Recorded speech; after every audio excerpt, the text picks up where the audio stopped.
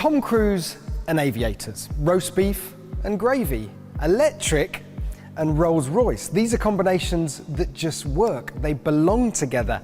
In fact, I'm slightly surprised that it's taken Rolls-Royce this long to introduce their first electric car, because over 100 years ago, one of its founders, Charles Rolls, said this: "The electric car is perfectly noiseless and clean. There is no smell or vibration. They should become very useful when fixed charging stations can be arranged." Yeah, still working on that last one, Charles. But he was right, and that combination of effortless torque, creamy smooth power delivery, and total silence is precisely what Rolls-Royce has been trying to coax out of its V12 engines for decades. A pure electric vehicle should be all Rolls' dreams come true, which is why Rolls-Royce has been flirting with EVs for a while. The 102EX concept in 2011 worked fine, but had a range of not very much, while the 103EX in 2016 envisaged a much more radical driverless future. The Spectre, by comparison, is a relatively normal Rolls-Royce.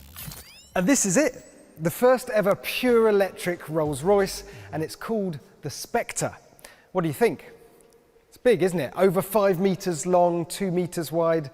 But that's the point, of course. I actually got the chance to talk to the CEO, Torsten Müller-Opvos, when I was riding around in a prototype of this in Arjeplog, Sweden, and he told me he didn't just want to do an electrified version of the Cullinan or the Phantom. He wanted to make an impact, to do something new and brave and bold, and it certainly does that, especially in this new chartreuse paint colour. Let's come around the front, because we need to talk about the details. And where else can you start with the Rolls-Royce but at the front with the face? It defines the whole car. And straight away, the way that this bonnet tapers down and rolls over the front grille gives you a clue that this car is concerned with aero. And we'll start there with the grille, because if this was a Phantom, of course, they have much taller, much more upright grilles, totally bluff, very imposing. This is much shorter, but it is the widest grille that they've ever had on a Rolls-Royce, and even the vanes here give it away, because normally they're square and straight and upright and perpendicular to the direction of travel, but here they're angled and tapered away, suggesting that this car wants to whoosh the air out to the sides. And speaking of whooshing the air, the Spirit of Ecstasy, it's gone through a complete overhaul. 830 hours of design and development and wind tunnel work for this.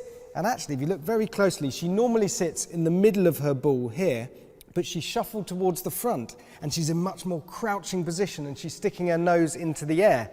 It's probably not going to give you tens of extra miles range, but it's a nice touch nonetheless. Come down the side, lots more to talk about, starting with these wheels. So they are 23 inches, the biggest wheels that have ever been fitted to a Rolls-Royce. The biggest wheels, the first time, in fact, 23-inch wheels have been fitted to a coupe since the Bugatti Royale in 1926. Didn't think you were going to get a fact like that today, did you? Coming down the side of the car again, and it's in profile actually that you get a full appreciation of the volume of this thing. Long wheelbase, of course, to fit in all the batteries under there, but it's enormous. The clever thing that Rolls-Royce's designers have done is to use 3 lines to define the shape. They call these the silhouette line at the top, the shoulder line here, and the waft line at the bottom. You see, I was concentrating. And here, the shoulder line and the waft line taper towards the front of the car, which is what gives it that dynamic stance towards the front. A couple more things to show you around the back. The first is these, the protruding tail lights, which look fantastic, but I particularly like the way that the casing for them appears to have been shaped by the wind just whipping off these flanks here like that. And the second is the way that everything just tapers towards the rear here, and that's accentuated by this two-tone paint job. It's something Rolls-Royce calls aero two-tone. It uses it for the bonnet, the roof, and the boot lid here. And speaking of aero, this car has a drag coefficient of 0.25. Now, to put that in some sort of context, that's the same as a Honda Insight.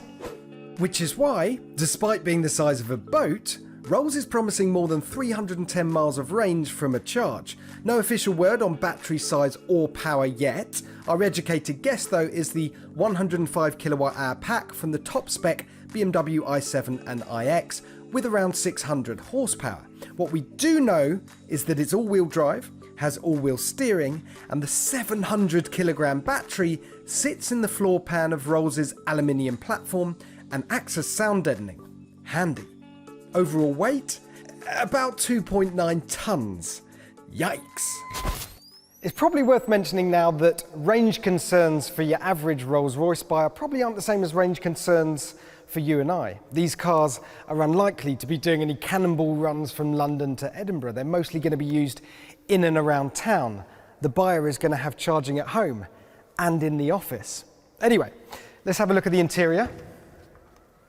Rear hinge doors, but of course, and then we get to the really exciting stuff. So you'll be aware of Rolls-Royce's Starlight headliner. Now we've got Starlight doors, and here they are. 4,800 individually lit stars, that's in total across this door card, the passenger door card, and in the back of the car. It's still undergoing development. They're still working on the distribution and how they light the lights, but it already looks magnificent.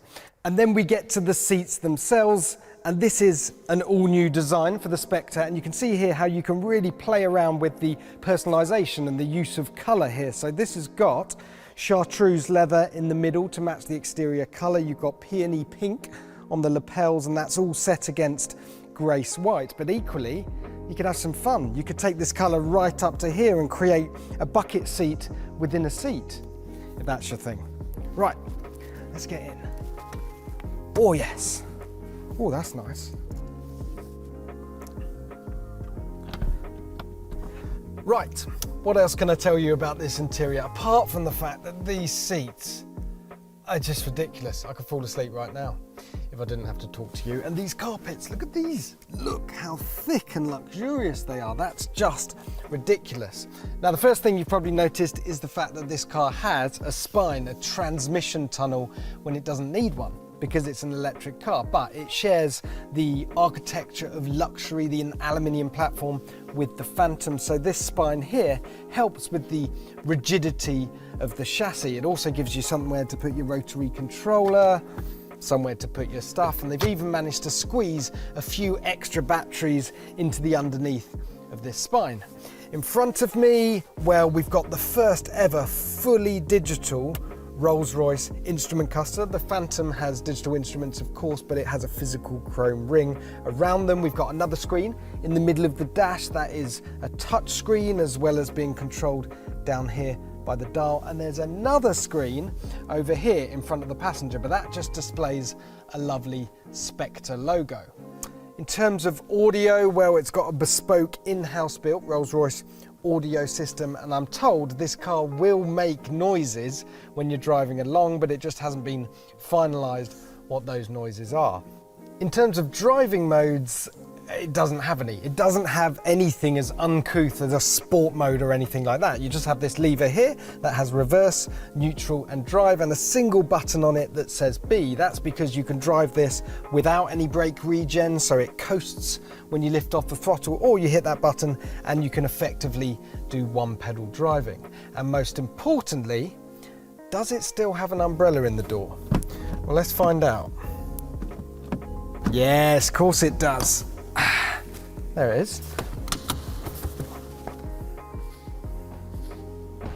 You can order one of these now if you like, and if you do so, you should get your car towards the end of next year. Now, in terms of money, I'm told it sits somewhere between Cullinan and Phantom, which my pocket calculator tells me is north of 300 grand. Although if you want a car spec like this one, it's more like 375.